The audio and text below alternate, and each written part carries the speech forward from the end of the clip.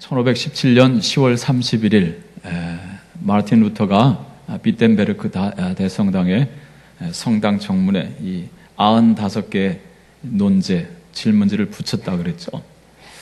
로마 교황청에 묻는 질문이었습니다. 그 내용 몇 가지를 소개하면 이렇습니다.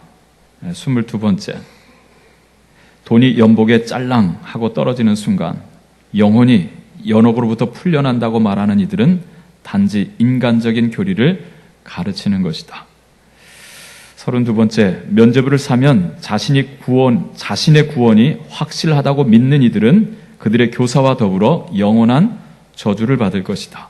36번째, 진정으로 회개하는 그리스도인은 면죄부 없이도 죄와 벌로부터 완전히 사함을 받을 수 있다.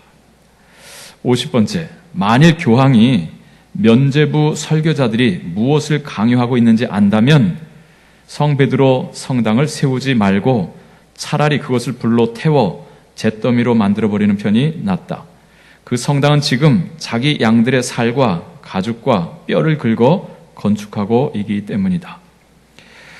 면죄부 판매를 위해서 교회에서 하나님의 말씀 전파하는 것을 금하는 교황은 그리스도의 적이다. 최고의 부자인 크라수스보다도 훨씬 부자인 교황이 가난한 신자의 돈으로가 아니라 자기 자신의 돈으로 성 베드로 성당을 짓지 않는 이유는 무엇인가? 아주 신랄하게 이렇게 지적하면서, 그러면서 면죄부 판매의 잘못된 점들을 이렇게 지적하는 것을 보게 됩니다. 그 날짜를 기준으로 종교개혁 시발점을 이렇게 삼습니다. 그래서 이번 주간으로 꼭 500주년이 됩니다. 오랜 시간이 흘렀습니다. 500주년을 맞이하는 오늘 우리가 생각해야 될 하나님의 말씀이 오늘 여기 본문에 나와 있습니다. 개혁에는 예외가 없다라고 하는 것입니다. 함께 따라하겠습니다. 개혁에는 예외가 없습니다. 오늘 본문은 역대하 14장, 15장, 16장에 걸쳐 있는 유다 왕국, 남왕국 유다 왕국의 5번째 왕인 아사 왕의 이야기입니다. 그가 종교개혁을 단행하는데, 그의 종교개혁을 바라보면서 우리가 깨닫는 것이 바로 이것입니다. 개혁에는 예외가 없어야 하겠다라고 하는 것입니다. 오늘 본문 포함한 14장, 15장에 반복해서 나오는 중요한 말이 있는데요. 사방에 평안을 주셨다라고 하는 말씀입니다. 함께 따라해볼까요? 사방에 평안을 주셨다. 옛 성경에서 사방에 평강을 주셨다라고 했거든요. 7절, 14장 7절에 보면 아사가 이런 고백을 합니다. 뒷부분 끝에 보면 우리가 주를 찾았으므로 주께서 우리 사방에 평안을 주셨습니다 라고 고백을 해요. 우리가 주님을 찾았으므로 주님께서 우리에게 어떻게 해요? 사방에 평안을 주셨습니다. 또 15장 15절 끝에도 보면 사방에 평안을 주셨더라 이렇게 성경을 기록합니다. 아사 왕이 온 이스라엘 백성들과 함께 하나님을 마음을 다하여 뜻을 다하여 찾았기에 하나님께서 그들의 사방에 평안을 주셨다. 옛 번역에서는 평강을 주셨다 이렇게 번역을 했는데요. 제가 2002년도에 광성교회 부목사로 부임했을 때, 그때 저는 이제 막둥이였으니까 제 바로 위에 선임과 함께 하는 일이 뭐였냐면 매일 새벽 예배 때 또는 모든 예배 때마다 헌금을 정리해서 이 강단에 올리는 일을 했습니다. 지금은 우리 헌금위원들, 우리 예배위원들이 하지만 그때는 저희 교역자들이 감당을 했었어요.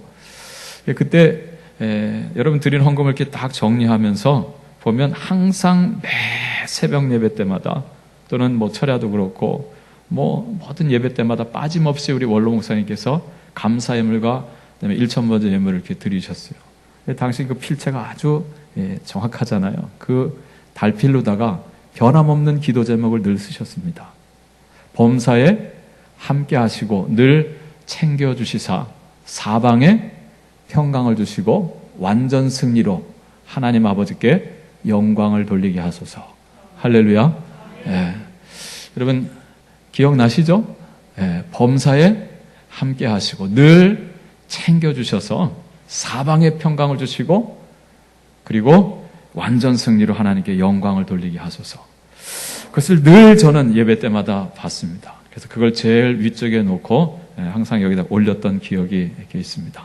자, 거기 사방에 평강을 주시고, 자, 그 말씀의 주소가, 그 기도 제목의 주소가 어디에 있는가 봤더니 여기 아사왕에게 있어요. 아사왕이 통치하던 시대, 하나님께서 그가 하나님을 찾았으므로 그 나라의 사방에 무엇을 주셨다고요? 평안을 주셨더라. 할렐루야.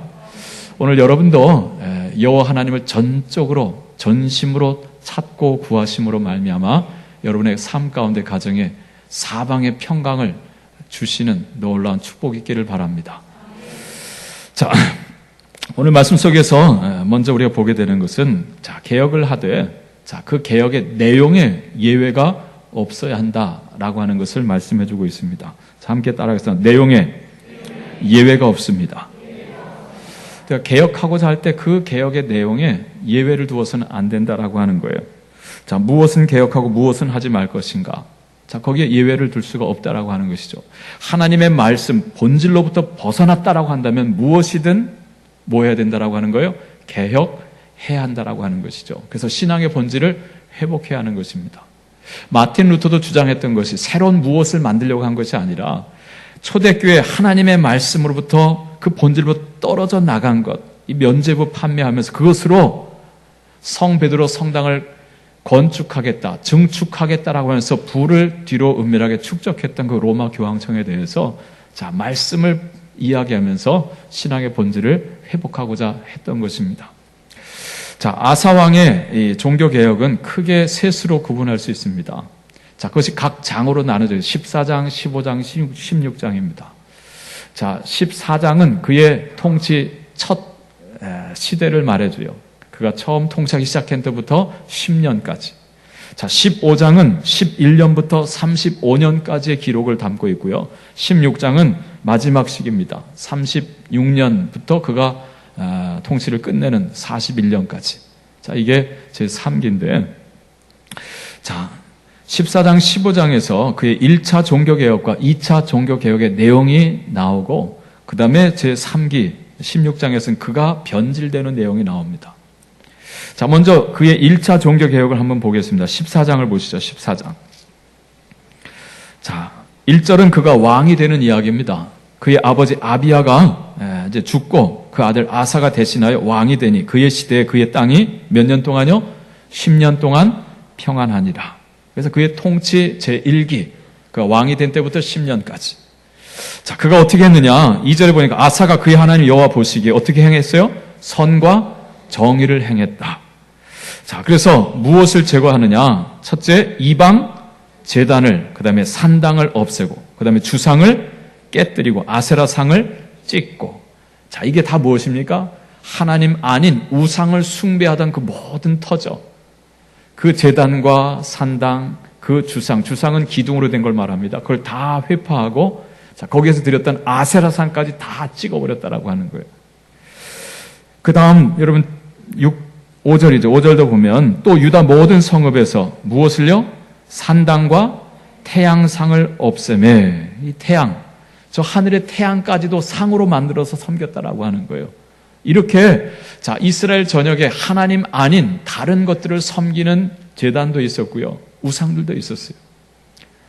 자, 아사가 왕이 되어서 첫 10년 동안 한 일이 무엇이냐? 이 모든 우상의 제단들을 다 제거하는 일을 했다라고 하는 것입니다. 자, 이에 여호와께서 6절에 아사에게 평안을 주셨으므로 그 땅이 평안하여 여러 해 뭐가 없는지라? 싸움이 없는지라. 그가 견고한 성읍들을 유다에 건축하니라. 이에 7절은 아사가 고백하는 거예요. 자, 아사가 일찍이 유다 사람에게 이르되 우리가 우리 하나님 여호와를 찾았으므로 이 땅이 아직 우리 앞에 있나니 우리가 이 성읍들을 건축하고 그 주위에 성곽과 망대와 문과 빗장을 만들자. 우리가 주를 찾았으므로 주께서 우리 사방에 평안을 주셨느니라. 할렐루야. 예, 이것이 그의 통치 일기의 모습입니다. 정말 훌륭하죠. 자, 그 평화가 어떻게 임했는지 한 예로 다 9절 이하에 보여주는데요. 자, 그 첫 일기에 누가 쳐들어오냐면 저 아프리카 북쪽에 있는 구스라고 하는 나라 세라가 100만 대군을 이끌고 쳐들어옵니다. 그 위에 보면 아사의 군대는 몇 명이냐면 58만 명이었어요. 대단한 인구입니다. 그 대단한 군사입니다. 이것만 해도. 자, 그런데 2배나 되는 100만 군대가 쳐들어오는 거예요. 자, 그때 이 아사가 어떻게 했느냐. 자, 여러분 그 10절, 11절 말씀 보면 그가 하나님께 부르짖어 기도했다 그랬어요. 그 기도의 내용을 보면 이 아사가 얼마나 위대한 신앙을 가졌는지를 보게 됩니다. 여러분 11절 그 중간 보세요. 여호와여, 힘이 강한 자와 약한 자 사이에는 누구밖에 없어요?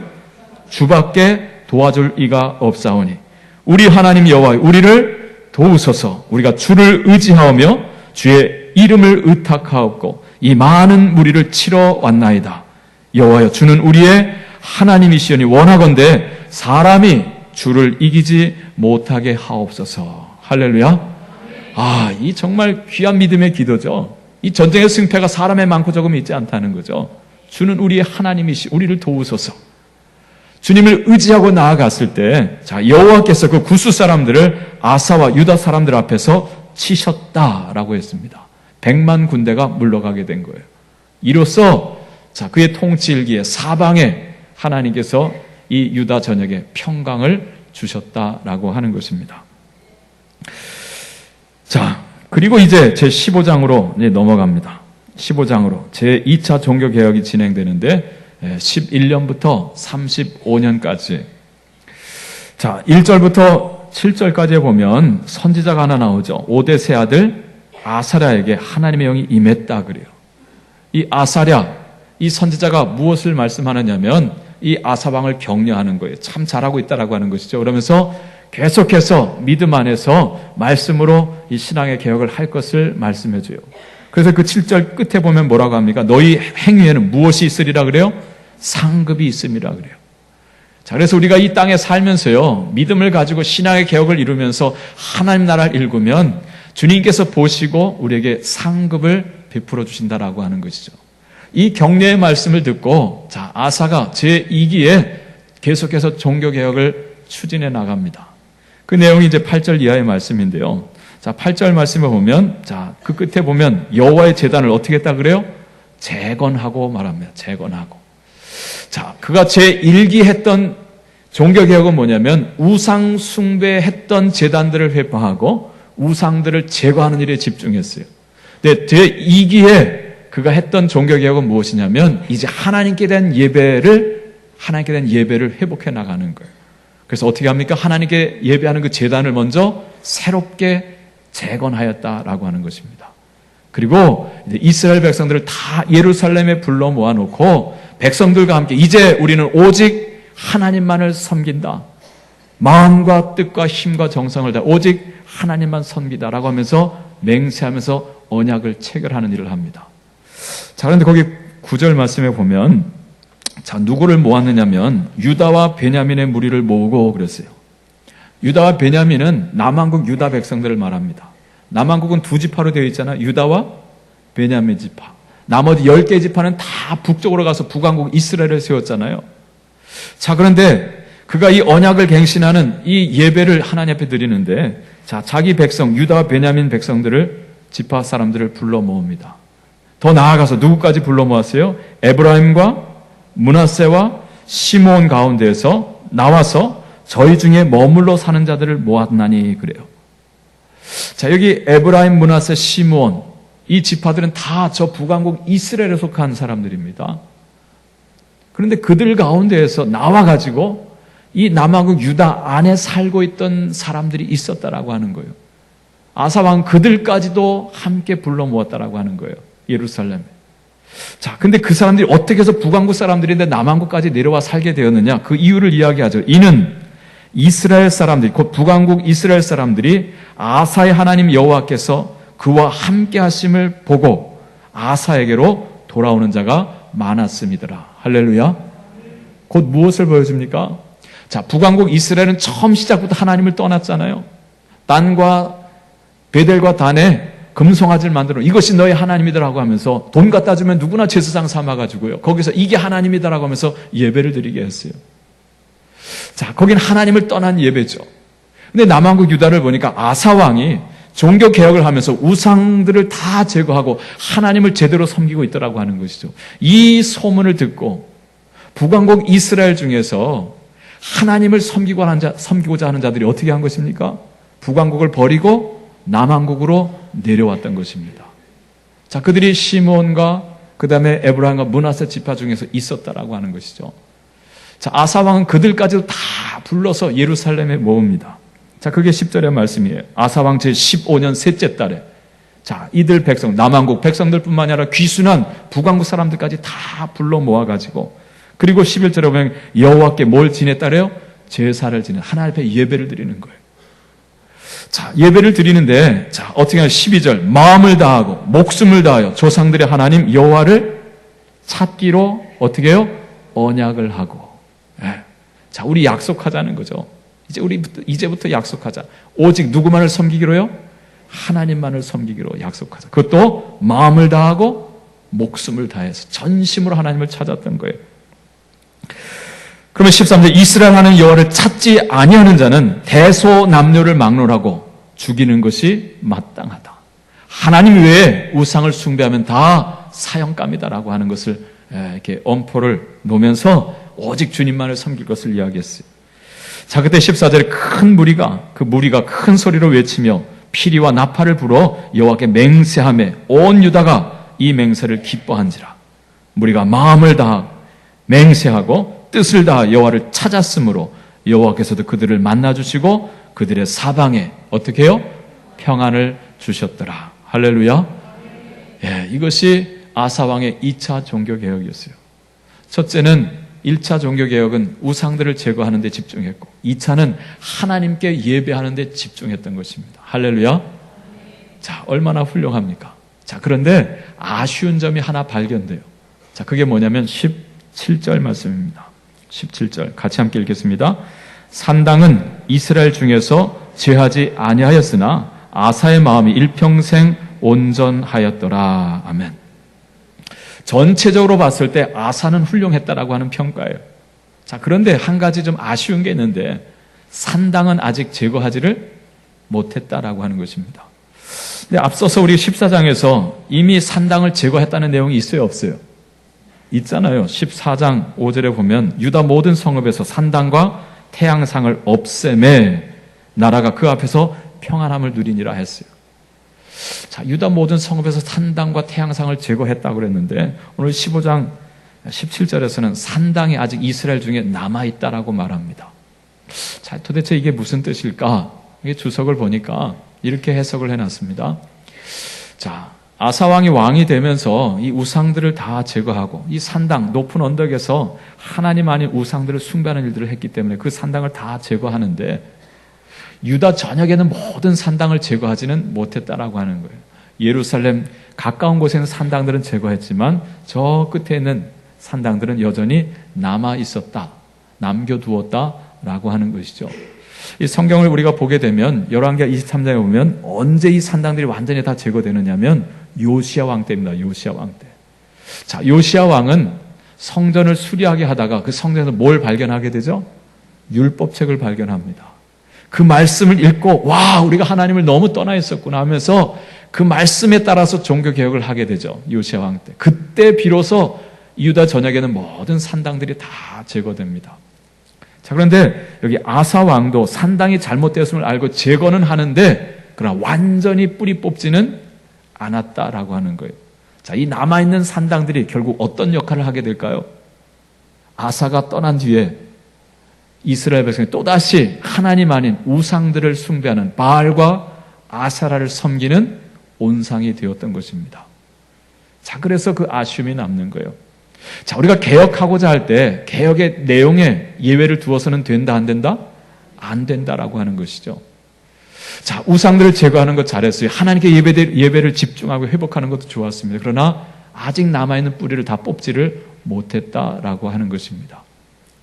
여러분, 고구마 저장할 때 요즘 한창 고구마 캐고 있는지 모르겠는데 저장할 때요, 고구마 상처 나지 않도록 잘 캐야 됩니다. 상처가 나면 겨우내 저장할 때 어떻게 돼요? 그 상처난 부분이 썩습니다. 자, 그래서 썩은 부분은 잘 도려내야 되는데 그 상처난 부분을, 썩은 부분을 그대로 냅두고 겨울을 지나면 어떻게 돼요? 전체가 다 썩어버리는 거예요. 자, 김을 맬 때도 마찬가지입니다. 잡초를 제거할 때 뿌리까지 뽑아야지. 귀찮다고 해서 그냥 위에 이파리만 잘라버리면 다음날 가면 또 어떻게 됐어요? 쑥 자라나 있는 거예요. 그럼 암도 마찬가지잖아요. 암이 발견되면 뿌리까지 쫙 뽑아내야지. 적당히 치료하고 나면 이게 뿌리가 남아가지고 어느 날 또 자라가지고 우리 몸을 힘들게 한단 말이죠. 자, 우리가 개혁하고자 할 때, 자, 남겨둘 것이 있어서는 안 돼요. 완전히 뿌리를 뽑아야 그래 우리가 건강함으로 바로 서게 될 줄로 믿습니다. 자, 그것을 오늘 이 아사의 종교개혁을 통해서 우리가 깨닫게 되는 거예요. 자, 두 번째 우리가 알게 되는 것은 뭐냐면 대상에 예외가 없어야 한다라고 하는 것이죠. 개혁의 대상에. 함께 따라합시다. 대상에 예외가 없습니다. 자, 개혁의 내용에 뿐만이 아니라 대상에 있어서도 예외를 두어서는 안 된다라고 하는 거예요. 자, 16절 말씀을 보겠습니다. 16절 말씀. 15장 16절. 자, 같이 읽겠습니다. 아사왕의 어머니 마아가가 아세라의 가증한 목상을 만들었으므로 아사가 그의 태우의 자리를 폐하고 그의 우상을 찢고 빻아 기드론 시내가에서 불살랐으니. 예. 자, 무엇을 보여줍니까? 자, 여기 마아가라고 나오는데 아사왕의 어머니라고 되어 있죠. 근데 어머니인데 사실 실상은 할머니입니다. 할머니. 그냥 마아가는 압살롬의 딸이라고 되어 있어요. 앞에 성경에 보면. 자, 누구의 아내가 되느냐면 르호보암의 아내가 됩니다. 자, 그리고 자기 이 아사왕의 아버지인 아비야의 어머니가 되는 거예요. 그러니까 아사왕으로서는 할머니죠. 근데 그 할머니가 여전히 이때까지 살아 있었던 거예요. 태후로 존재했습니다. 태후. 자, 그런데 이 아사왕이 자, 그의 통치 기간 동안에 이 오직 하나님을 잘 섬겨보겠다고 하면서 이 모든 우상들을 제거하고 자, 그 아세라상을 다 찍어서 불살라서 태워버리고 있는데 세상에 그 이스라엘의 중심, 유다 왕국의 중심은 예루살렘에 그 궁궐에 그것도 태우께서 뭘 하고 있는 거예요? 아세라상을, 목상을 만들고 우상을 숭배하고 있었다라고 하는 거예요. 아니, 지금 손주는 나라를 개혁하겠다라고 하는데 태우께서는 아세라, 우상을, 목상을 친히 만들어서 그걸 섬기고 있었던 거예요. 자, 그러니 오늘 여기 말씀에 나와 있지는 않지만 이 아사왕이 그 태우에게 진언을 했을까요? 안 했을까요? 했겠죠. 할머니 도대체 이러시면 안 되죠. 하나님을 섬기셔야죠. 어떻게 우상을 숭배하십니까? 나라의 어머니가 되시는 태우께서 말이죠. 하면서 그것을 내놓으시죠. 하고 하는데 이 할머니가 말을 들어요? 안 들어요? 안 들으시는 거예요. 자, 결국 어떻게 합니까? 그 태우의 위를 폐했다라고 하는 거예요. 자, 그리고 그 아세라 목상을 빼앗아서 찢고 빻아서 기드론 시내가에 어떻게 해요? 불살랐다라고 하는 것입니다. 자, 아사왕이 이 종교개혁을 하는데 그 대상에 예외를 뒀어요? 안 뒀어요? 안 뒀습니다. 자, 나라를 개혁하고 백성들을 개혁하는데 그치지 않은 자기 집안 식구일지라도 하나님의 말씀에서 벗어나 있었을 때 그것을 개혁하는데 주저하지 않았음을 보여줍니다. 스코틀랜드 종교개혁자 존 낙스는요, 스코틀랜드를 저 로마 교황청으로 독립시킨, 그래서 스코틀랜드를 개신교 국가로 만들었던 인물입니다. 그도 역시 마틴 루터와 같이 로마 카톨릭 교회로부터 사제로 서품받았던 자였어요. 신부였습니다. 자, 그런데 순회 전도자였던 위샤트라고 하는 사람을 통해서 말씀을 들으면서 내가 지금 알고 있는 것이 잘못되었구나 하는 것을 깨닫게 돼요. 자, 그러면서 스위스 제네바에 가서 칼빈으로부터 그가 또 지도를 받습니다. 자, 그러면서 그가 종교개혁가의 신앙을 받아들이게 돼요. 그리고 이 스코틀랜드로 돌아와서 백성들과 함께 시민들과 로마 카톨릭에 대항하는 자, 이 종교개혁 운동을 그가 시작하게 됩니다. 자, 그때 그를 핍박했던, 개신교를 핍박했던 여왕이 있었는데 메리 1세였습니다. 자, 이 존 낙스는 그 교회를 핍박했던 개신교, 이 종교개혁을 핍박했던 메리 여왕의 불의를 통렬하게 비판하는 책을 만들어서 출간해서 백성들의 보급을 했어요. 그것 때문에 이 존 낙스가 붙잡히게 체포돼서 재판을 받게 돼요. 이런 질문을 받습니다. 그대는 그대의 신앙과 그대가 말한 것을 철회할 생각이 없는가? 그러니까 내가 지금 말하고 있는 것들을 다 뭐하라는 거예요? 부정하라는 것이죠. 그럼 살려주겠다라고 한 거예요. 자, 그때 이 존 낙스가 분명하게 대답을 합니다. 내 마음이 그것을 생각했습니다. 입이 말했고 손이 그것을 썼습니다. 만일 그것으로도 모자란다면 하나님의 은총을 힘입어서 피로써 그것을 증명할 것입니다. 그랬어요. 내 마음이 생각했고 내 입술로 말했고 내 손이 그것을 썼는데 그것도 모자라다고 한다면 피로써 증명하겠다. 무슨 뜻이겠습니까? 내 목숨을 내놓았다라고 하는 것이죠. 이런 각오로 그가 종교개혁 운동을 그가 했던 것입니다. 마침내 그가 승리하였고요. 이 로마 가톨릭 구교를 몰아내고 스코틀랜드를 프로테스탄트 개신교 국가로 만들게 됩니다. 자, 그가 중심이 되어 스코틀랜드 신앙 고백서를 만들게 되는데 이 스코틀랜드 신앙 고백서가 오늘날 장로교회의 기본 근간이 됩니다. 우리 장로교의 뿌리가 어디에 있느냐? 이 존 낙스의 이 신앙 고백서에 있다라고 하는 거예요. 자, 그가 이렇게 종교개혁을 단행했고 이제 개신교 국가로 이렇게 전환시켰는데 이 메리 여왕이 야심을 버리지 않아요. 다시 이 개신교를 물리쳐내고 로마 카톨릭으로 돌아가려고 합니다. 그 전략을 어떻게 하느냐면 저 스페인, 로마 카톨릭 국가는 스페인의 필립 2세의 아들인 돈 카를로스와 재혼을 하려고 합니다. 그래서 그 스페인 국왕의 힘을 빌어가지고 그 군대의 힘을 빌어서 이 프로테스탄트를 다 몰아내고 또다시 로마 카톨릭 국교로다가 바꾸려고 했던 거예요.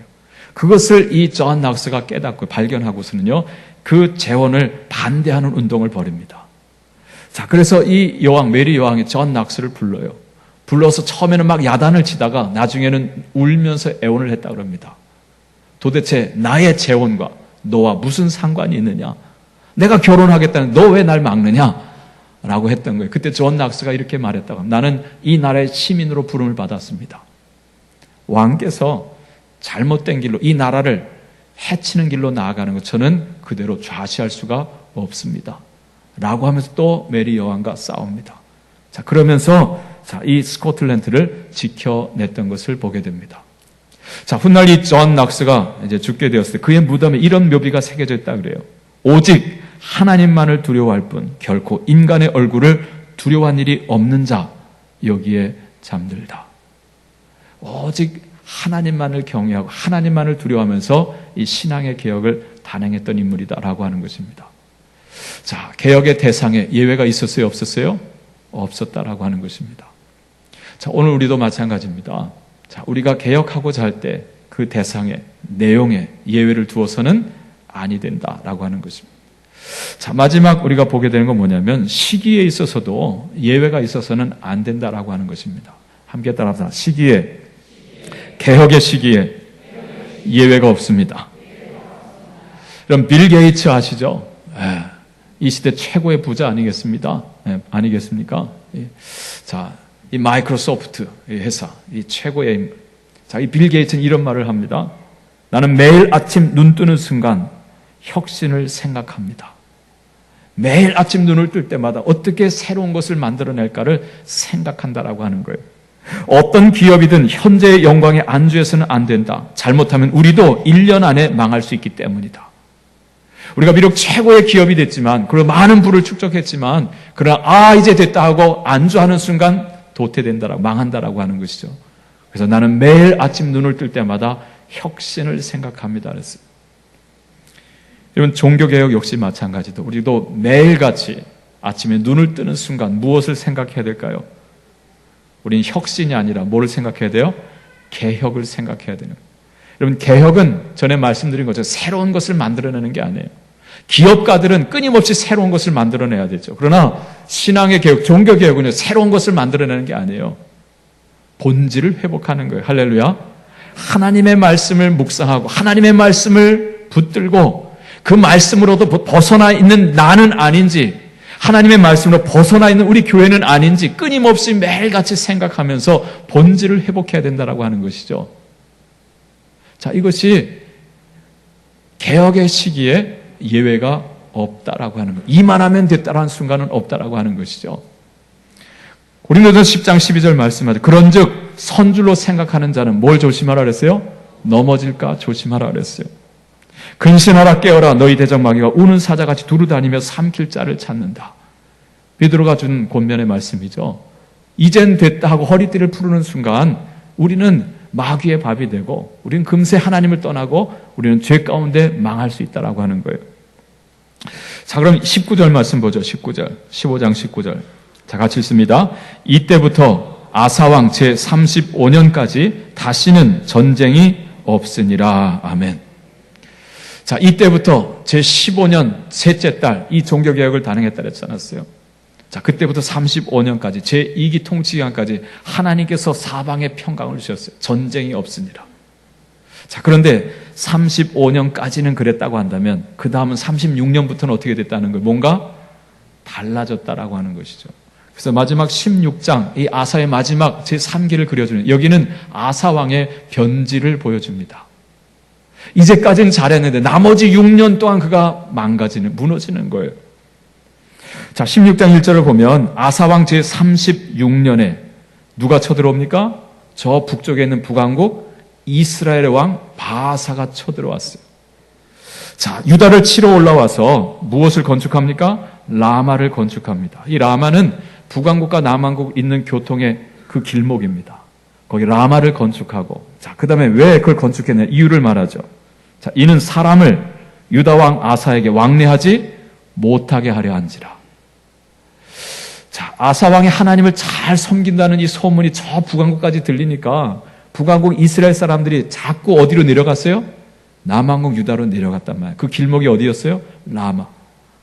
자, 그러니까 아사왕이 이러다가, 이 바하사왕이, 북왕국 이스라엘 왕이 이러다가 우리나라 다 망하겠다라고. 다 남쪽으로 내려가면 내 백성들이 없어지잖아요. 그래서 군사를 이끌고 그 남왕국 유다를 침공해서 그 라마성을 건축하고 백성을 내려가지 못하게 막았다라고 하는 거예요. 자, 이렇게 해서 북왕국 이스라엘과 남왕국 유다 간에 전쟁이 벌어졌는데, 자, 이 전쟁이 벌어졌을 때 이 아사 왕이 어떻게 대처하느냐라고 하는 것이 오늘 말씀의 핵심이에요. 자, 전과 같았으면 아사 왕이 어떻게 했을까요? 이 전쟁이 일어났을 때 누구를 찾아요? 하나님을 찾아야 옳잖아요. 자, 구수 100만 대군이 쳐들어왔을 때도 하나님을 의지하면서 사람이 하나님을 이기지 못할지니라 하면서 하나님 우리를 도우시옵소서 하나님을 의지하면서 그 전쟁을 이겼습니다. 자, 근데 북왕국 바하사 왕이 쳐들어왔을 때 전혀 다른 방법을 해결하려고 하는 걸 보게 돼요. 자, 2절 말씀에 아사가 여호와의 성전이죠. 성전 곳간과 왕궁 곳간에 뭐를요? 은금을 내어다가 누구를 줍니까? 다메섹에 있는 아람 왕 벤 하닷에게 보내며 이르되 우리를 도와주세요 하는 거예요. 하나님을 찾지 않고 누구를 찾아요? 사람을 찾습니다. 이 다메섹에 있는 아람 왕이란 어디냐면 이 남왕국 유다가 있고 그 위에 북왕국 이스라엘이 있으면 그 위쪽에 있는 이 다메섹, 오늘날 시리아죠. 아람 나라. 자, 성전의 은금을 취하고 자기 궁궐의 은금을 취하다가 이 우회에서 베나다한테 갖다 주면서 우리를 도와달라는 거예요. 당신은 위에서 이스라엘을 쳐달라는 거죠. 그럼 나는 아래에서 치고 올라가겠다는 거예요. 대단한 전략 아니에요? 그래요, 안 그래요? 위에서 치고 아래에서 치고 하면 이 라마를 건축하던 이 군사들이 어떻게 되겠어요? 저 위에를 막아야 되니까 군사를 빼가지고 위로 올라가야 되잖아요. 그 전략을 세웠던 거예요. 자, 그래서 아람 나라가 저 위쪽을 쳐줍니다. 그때 이 아사왕은 어떻게 합니까? 그들이 건축하던 라마 성, 그것을 빼앗아가지고 그 재료로다가 게바와 미스바를 건축하였다 그래요. 자, 전략대로 됐어요, 안 됐어요? 됐습니다. 성공했습니다. 전쟁에 이겼습니다. 그런데 하나님의 평가는 달라요. 자, 7절 말씀 보세요. 그때에, 자, 이렇게 전략적으로 사람 의지에서 문제를 해결했는데 그때에 선견자 하나니가 유다왕 아사에게 나와서 그에게 이르되 왕이 아람 왕을 의지하고 왕의 하나님 여호와를 의지하지 아니하였으므로 아람 왕의 군대가 왕의 손에서 어떻게 해요? 벗어났나이다. 자, 과거에 구스 사람 그 세라가 1만 대군을 쳐들어왔을 때 이끌고 쳐들어와서 그때 하나님을 의지하였으므로 여호와께서 왕의 손에서 그들을 여호와께서 그들을 왕의 손에 넘기지 아니하였나이까 그러죠. 그때는 하나님을 의지하고 이겼는데 왜 이제는 사람을 의지합니까? 라고 말하는 거예요. 그러면서 9절 놀라운 말씀을 주고 있습니다. 자, 9절 말씀 같이 읽겠습니다. 여호와의 눈은 온 땅을 두루 감찰하사 전심으로 자기에게 향하는 자들을 위하여 능력을 베푸시나니 이 일은 왕이 망령 때에 행하였은즉 이후부터는 왕에게 무엇이요? 전쟁이 있으리이다. 우리 하나님은 어떤 하나님이십니까? 하나님은요, 당신의 눈으로 우리를 감찰하신대요. 온 땅을 두루 감찰하셔서 전심으로 자기를 찾는, 자기에게 향하는 자들을 위하여 뭘 베푸신다고요? 능력을 베푸신다. 할렐루야. 지금 이 순간도 여러분 예배하고 계신데 하나님께 여러분의 마음을 감찰하고 계신다는 거죠. 누가 이 시간 전심으로 나를 구하고 나를 예배하고 찾느냐 이거예요. 전심으로 당신을 찾는 자에게 능력을 베푸시고 그리고 막아주시고 사방에 평강을 주시는 하나님. 자, 그런데 이 일은 왕이 망령 때에 행하였은즉, 자, 이후부터는 왕에게 전쟁이 있으리이다. 이 일은 어떤 일입니까? 하나님을 의지하지 아니하고 사람을 의지했던 그 일을 말하죠. 자, 아람 왕의 군대가 왕의 손에서 벗어났다라고 하는 건 무엇을 말하냐면요, 지금은 아람 나라가 당신을 도와줬지만 그러나 그 아람 나라가 당신을 칠 것입니다라고 하는 거예요. 여러분, 이게 세상 아닙니까? 우리가 하나님을 의지하지 못하고 하나님 뭐 보이지도 않고 잡을 수도 없고 하니까 우리가 세상 돈을 의지하고 세상 사람을 의지하고 세상 권력을 의지하고 사람 찾아다닙니다. 근데 이 세상이 어떻습니까? 도와주는 척하면서 그러면서 내 것을 다 빼앗아가는 거예요. 세상은 결코요 자기의 이익되지 않는 건 안 합니다. 야금야금 나를 다 뺏어먹는, 이게 세상 마귀입니다. 이렇게 해서 이제 이스라엘 나라, 이 유다 나라가 어려움 겪게 되는 거예요. 여러분, 그 다음 11절 이하의 말씀은 이제 개인적으로 그에게 어려움이 찾아와요. 자, 병이 듭니다. 12절에 보세요. 아사가 왕이 된 지 39년에, 제 39년에 그의 발이 병들었다 그래요. 그리고 매우 위독했다. 자, 그런데 그 병이 있을 때 이 왕이 어떻게 합니까?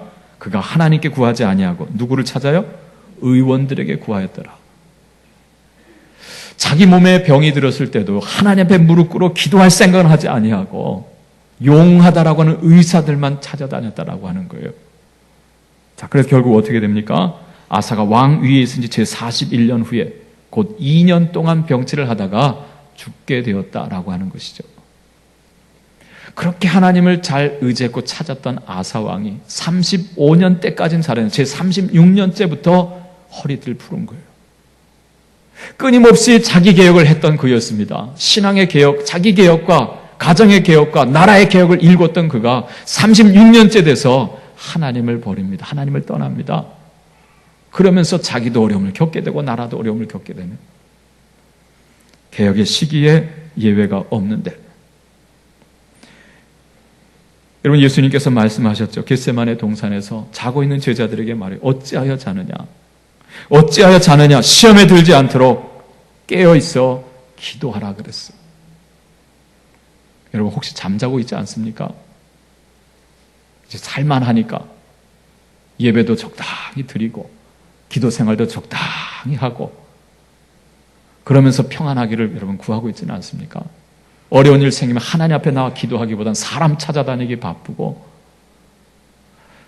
여러분, 그때부터 나는 망가지는, 그때부터 가정은 위기 가운데 처하게 되는 거예요. 히브리서 3장 12절로 14절에 형제들아, 너희는 삼가 혹은 너희 중에 누가 믿지 아니하는 악한 마음을 품고 살아계신 하나님에게서 떨어질까 조심할 것이요 그랬어요. 혹시 우리 중에 누가 하나님에게서, 살아계신 하나님에게 떨어질까 조심하라는 거죠. 오직 오늘이라 일컫는 동안에 매일 피차 권면하여서 너희 중에 누구든지 이 죄의 유혹으로 완고하게 되지 않도록 하라. 오늘이라고 일컫는 동안에, 곧 무엇을 말씀해요? 날마다 끊임없이 생각해야 된다라고 하는 거예요. 혹여 내가 하나님의 말씀에서 떠나진 않았을까? 내가 신앙의 본질로부터 이탈하지는 않았을까? 끊임없이 생각하면서 피차 서로 권면해 주면서 하나님께 견고히 붙을 수 있도록, 신앙의 본질을 떠나지 않을 수 있도록 서로 지켜주라라고 하는 것이죠. 우리가 시작할 때 확신한 것을 끝까지 견고히 잡고 있으면 그리스도와 함께 참여한 자가 되리라. 할렐루야. 어느 때까지요? 어느 때까지요? 끝까지. 우리가 시작할 때에 확신한 것, 우리가 시작할 때 이것이구나 하고 믿었던 그것을 끝까지 잡고 있을 때, 그때 우리가 그리스도와 함께 저 천성의 천국에 들어가게 된다라고 하는 말씀입니다.